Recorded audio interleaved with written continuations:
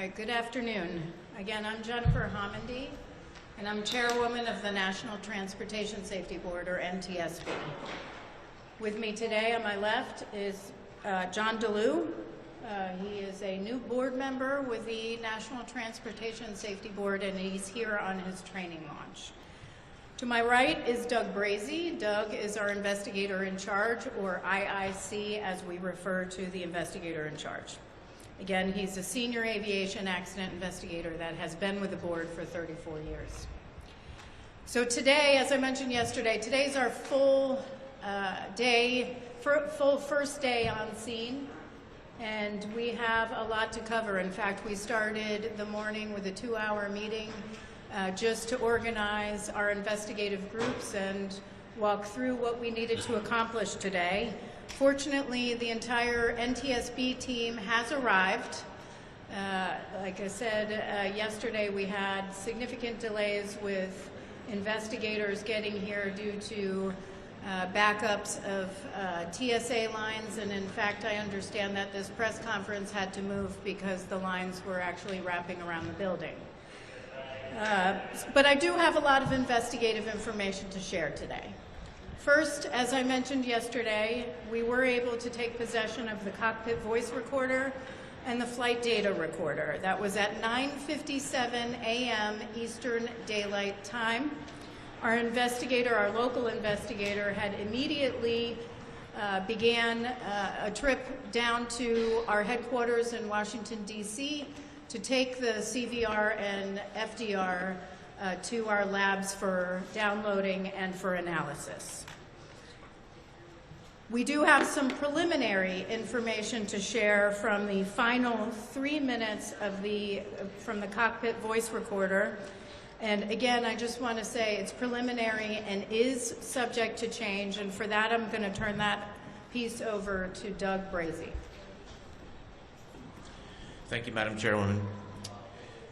The airplane was equipped with an Akron Aviation Model Survivor 2.5 cockpit voice recorder and an Akron Aviation Model FA2100 flight data recorder.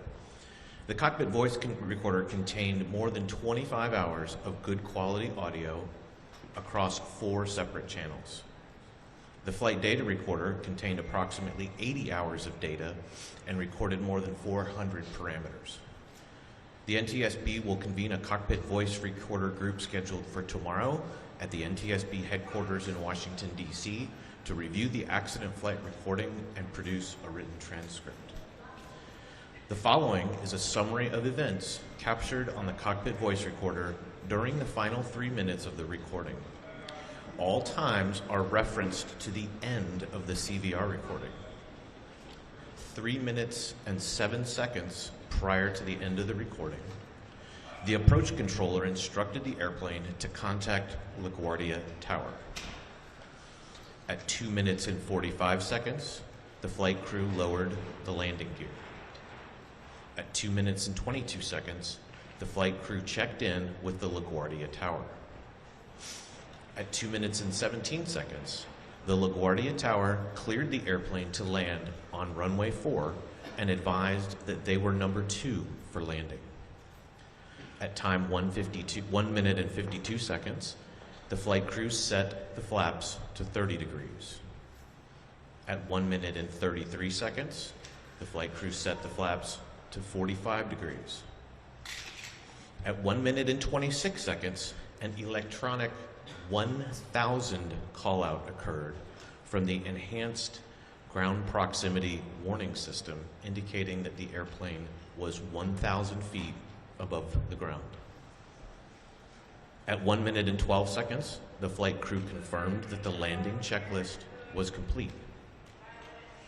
At 1 minute and 3 seconds, an airport vehicle made a radio transmission to the tower, but that transmission was stepped on by another radio transmission, and the source of who made that transmission has yet to be identified.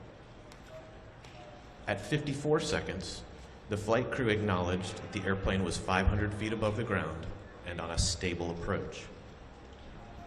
At 40 seconds, the LaGuardia Tower asked which vehicle needed to cross a runway. At 28 seconds, Truck 1 made a radio transmission to the tower. At 26 seconds, the tower acknowledged that radio transmission. At 25 seconds, Truck 1 requested to cross runway 4 at taxiway Delta. At 20 seconds, the tower cleared Truck 1 and company to cross runway 4 at taxiway Delta. At 19 seconds, an electronic 100 enhanced ground proximity warning system callout occurred. At 17 seconds, Truck 1 read back the runway crossing clearance. At 14 seconds, an electronic 50 callout. At 12 seconds, an electronic 30 callout. And at that same time, the tower instructed a Frontier Airlines flight to hold position. At 11 seconds, an electronic 20 callout occurred. And at 10 seconds, an electronic 10 callout occurred. At 9 seconds, the tower instructed Truck 1 to stop. At 8 seconds, there was a sound consistent with the airplane's landing gear touching down on the runway. At 6 seconds, there was a pilot transfer of controls from one pilot to the other. And at 4 seconds, the tower again instructed Truck 1 to stop. At 0 seconds, the recording ended. Thank you, Madam Chairman. Mr. Brazy had mentioned that 6 seconds before the end of the recording, the pilot transferred controls. We do know that the first officer was flying and transferred control to the captain. With respect to aircraft rescue and firefighting operations, we will be developing a timeline of events. We do know that they were responding to a United Airlines flight 2384 at the gate, which had 2 aborted takeoffs, and the ARF, or the Aircraft Rescue and Firefighters, had received information that there were fumes or smoke or some sort of smell in the cabin, so they were en route to address that. Truck 1, which Mr. Brazy had mentioned, had collided with the aircraft. We do know that there were other vehicles behind Truck 1 which did not begin to cross the runway. We have seen varying information about how many vehicles, so we need to verify that information, and we'll provide it at a later time. Truck 1, however, did not have a transponder. With respect to air traffic control, we have seen different information about how many certified professional controllers were in the facility, and we need to verify that starting with interviews this afternoon. We'll begin to interview the local controller at 4 o'clock this afternoon. We do have logs, but there's also conflicting information, including dates and times on the logs. So now we have to go through that and rectify some of those inconsistencies. We do, however, know that there were 2 people in the cab, 2 people in the tower cab at the time of collision: the local controller and the controller in charge. Again, local controller and controller in charge. For those who may be watching and aren't familiar with aviation, the local controller manages active runways and the immediate airspace surrounding the airport. That local controller had signed on at 10:45, and the shift would have ended at 6:45 a.m. That doesn't mean that he was in position at 10:45, but that he had just signed in at 10:45 p.m. The controller in charge is responsible for safety of operations, all safety of operations. He had clocked in or signed in at 10:30 p.m. and that shift would have ended at 6:30 a.m. Again, that was signing in at 10:30 p.m. The controller in charge was also doing the duties of the clearance delivery position. The clearance delivery controller provides pilots with their departure clearance. It is not clear who was conducting the duties of the ground controller. We have conflicting information. We have some information saying it was the controller in charge. We have some information saying it was the local controller. The ground controller duties are that they manage all aircraft and vehicle movements on the taxiways, and that generally excludes active runways. So these two positions were combined into two positions. And what we do know is that that is in the standard operating procedures for LaGuardia. It's for the midnight shift. It's also common practice across the national airspace, where you would have two controllers in the tower cab during the midnight shift. The midnight shift, as a reminder, is one that we have many times at the NTSB raised concerns about with respect to fatigue. Again, I do not know. We have no indication that was a factor here, but it is a shift that we have been focused on in past investigations. Now, we also know, as I had mentioned yesterday, that LaGuardia has ASDX. ASDX is a runway safety system which allows air traffic controllers to track surface movement of aircraft and vehicles. Yesterday I mentioned that we requested from FAA the ASD replay of the event. That is a replay of the display of information that would have been available in the tower cab. We also asked the tech center for the analysis of ASD. Their analysis shows that the ASDX system did not alert. The analysis, and I'm going to quote the analysis here. I will repeat it a second time. ASDX did not generate an alert due to the close proximity of vehicles merging and unmerging near the runway, resulting in the inability to create a track of high confidence. Again, the analysis is, quote, ASDX did not generate an alert due to the close proximity of vehicles merging and unmerging near the runway, resulting in the inability to create a track of high confidence. Now, I saw the replay, and there were two targets, so radar, because there's no transponder, you have radar. So two targets with radar returns on taxiway Delta. What it looks like on a replay are two blobs on taxiway Delta. We also don't see any of them go in front of the plane on the runway. We do also know from the replay that the runway status lights were functioning according to the replay, but we still have to verify that with tech ops from the FAA. Now, I do want to address one thing, which is reports of distraction. I have seen a number of reports from press about distraction, whether there was distraction among controllers. Look, I would caution pointing fingers at controllers and saying distraction was involved. This is a heavy workload environment. You had a United Airlines flight. We still have to determine what happened at shift change, which was around 10:30. We have to determine who else was in the tower and the facility and available at the time.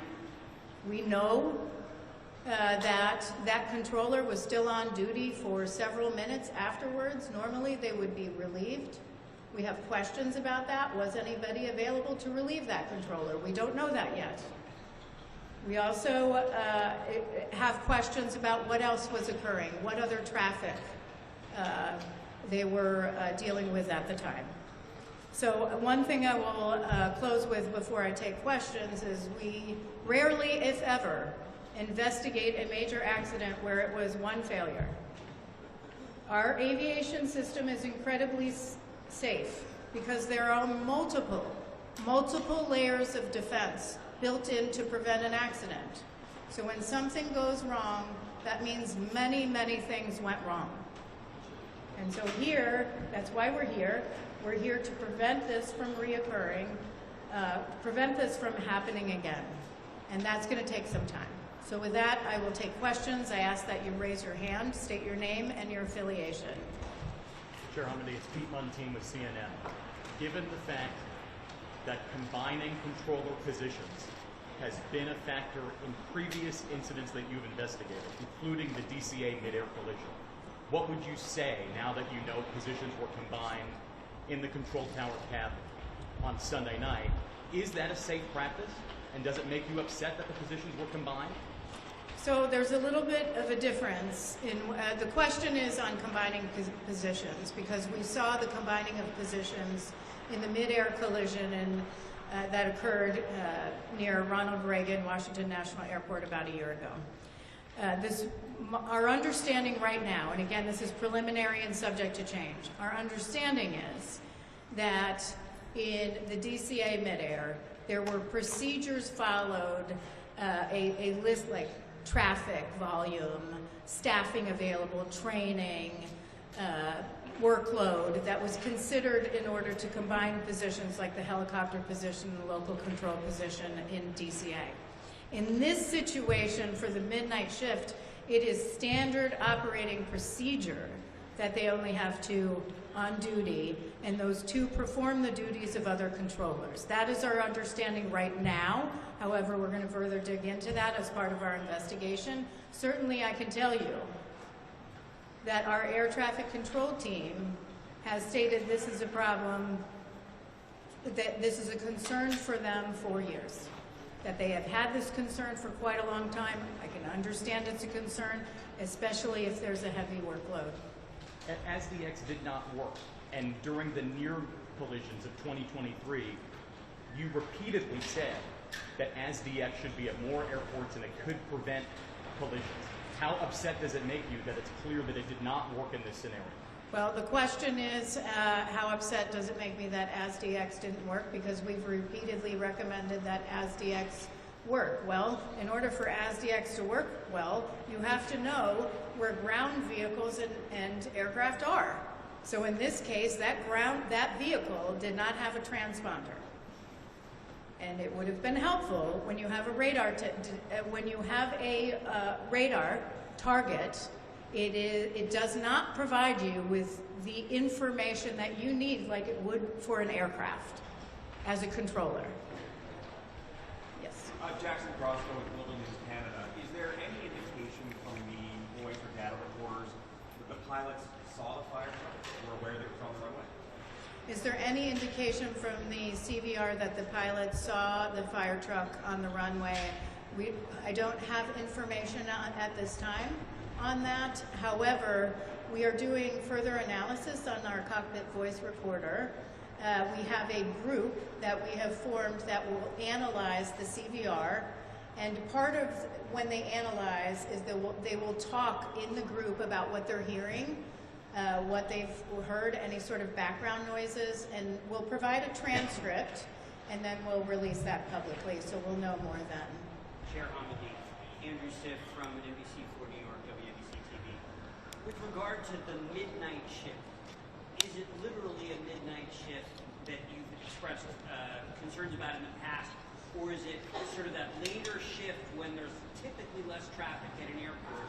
The reason I ask it is around this time, late at night on a Sunday night at LaGuardia, there's still lots of arrivals. To that degree, does that raise questions about the protocol and staffing here at this airport?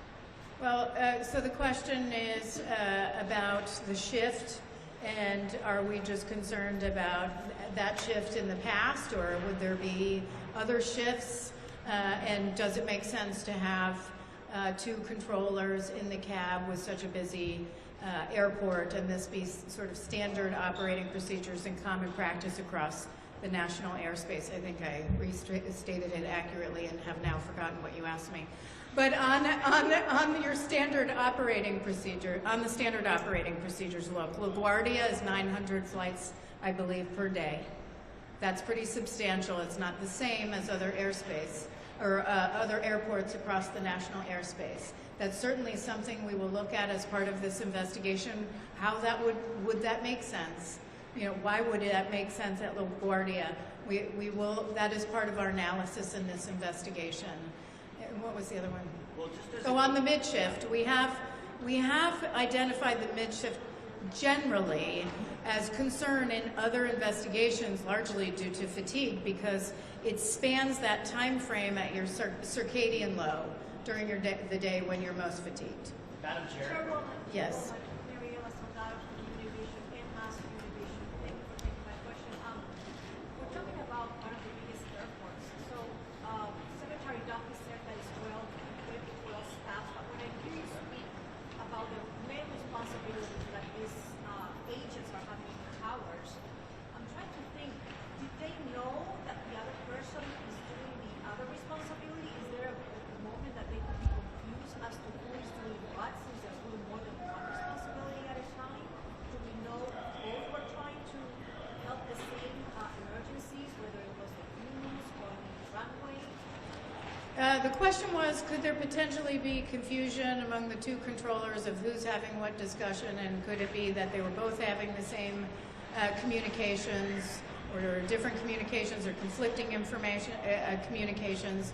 Well, since they're doing more than one job. Since they're doing more than one job.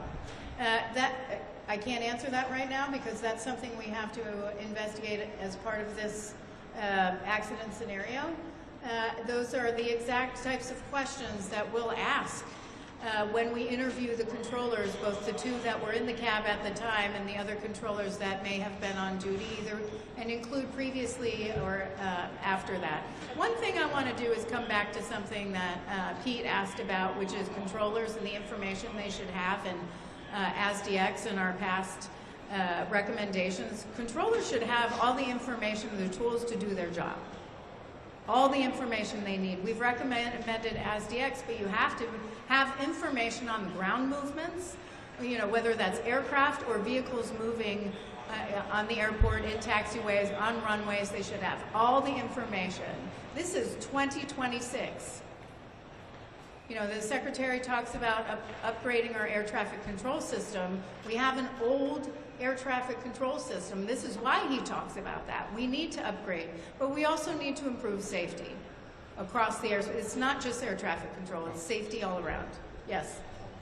Chairperson, that changes thing from Tuesday. I'm wondering, is it common for ground vehicles to have transponders?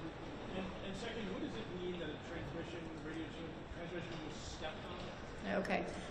With respect to transponders, the question is it common for ground vehicles to have transponders? I don't have the latest figures on that. I would suggest speaking with the Federal Aviation Administration on that, or you can contact Eric and we'll get back to you on numbers. Should they? That's something we'll determine as part of our investigation. I will tell you that not having a recommendation, yeah, they should. Even though we don't have a recommendation, air traffic controllers should know what's in, you know, before them, whether it's on airport surface or in the airspace. They should have that information to ensure safety. Now, that's not an NTSB recommendation, so I want to be clear. But it could be. We don't know. And your other question on stepped on, the communication was stepped on, it means it may have been a mic key or some sort of interference or interruption of the transmission. And why would that be significant? Because somebody else on the other, why would that be significant? He was asking the question on what does stepped on mean with respect to communications. That would be significant because that would mean that somebody may not hear the other part of that communication. Yes, sir? Yes, I'm Jay Burke with WABC. Oh, I went, go ahead. Yeah, if I may, thank you. Does the data recorder give any indication that the pilots made any attempt at evasive action? And you're probably asking about the flight data recorder. We don't have information, the download from the flight data recorder yet. That group, I believe, is getting together today to start going through the data. We do have good data, but they're going to start looking at it today, and we'll provide further information down the line. You and then you. Similar to that question, Nate Schweber, New York Times. Was there any evidence that the truck tried to swerve or brake as it was crossing the runway? And could you confirm the names of the pilots? sorry, I didn't hear you. Could you confirm the names of the pilots who died? Can I confirm the names of the pilots who passed away? No, I would refer you to the New York City Chief Medical Examiner. We don't confirm any fatalities, injuries, or names. And your other question? The truck, did it turn, did it break, any evidence? With respect to the truck, did the truck turn and break? I've probably seen the same CCTV video that you have. We have to do some further investigation on that, including interviews of both firefighters that were on board. Two more And questions. right here. Do we know if the two people in the truck heard the stop when they were saying we're not to stop when truck one clearly? The question is, do we know if the two firefighters in the firefighting vehicle heard the directive to stop? We don't know that yet. We need to do interviews of those two firefighters. David. Dave Sherwood from Reuters. In 2023, you held a forum on runway incursions and near misses. And as a result, the FAA started rolling out this runway incursion device, memory nation controllers. Do you know if that was present here or any other additional technology developed? And as part of that, if the ADSB in and out had been mandated, do you think for both the fire truck, the transponder, and the plane, that that would prevent this? The first question on other technology that would have been available to alert to the controllers, I don't have that to provide at this time. Our investigators have to begin their analysis. Again, this is our first full day on scene, and we're not even through the day, but we will have more information on what types of technology have been available to them. The second question is on whether ADSB in and out would have helped prevent this. I would just caution, and I've heard the discussion on ADSB in and out with respect to this particular collision. It happened very quickly. And we need to match up times. We need to look at visibility with respect to the airplane coming in, and look at the movement and visibility of those in the truck. So we can't say at this time whether that would have made a difference or not. Madam Chair, can I ask one question about the transponder? One question. Any indication as to why truck one did not have a transponder when other trucks did in that caravan? And let me clarify. The question is on transponder on that truck. We have no indication there were transponders on any of the trucks. But there are transponders on other trucks at other airports, across the nation. In this case, they did not have transponders. But any indication as to why? No. Thanks, Jim. Part of the investigation. Thank you so much. Jackie, back to the question. Good. What did you do next? Yeah. Support journalism you trust. Support PBS News. Donate now, or even better, start a monthly contribution today.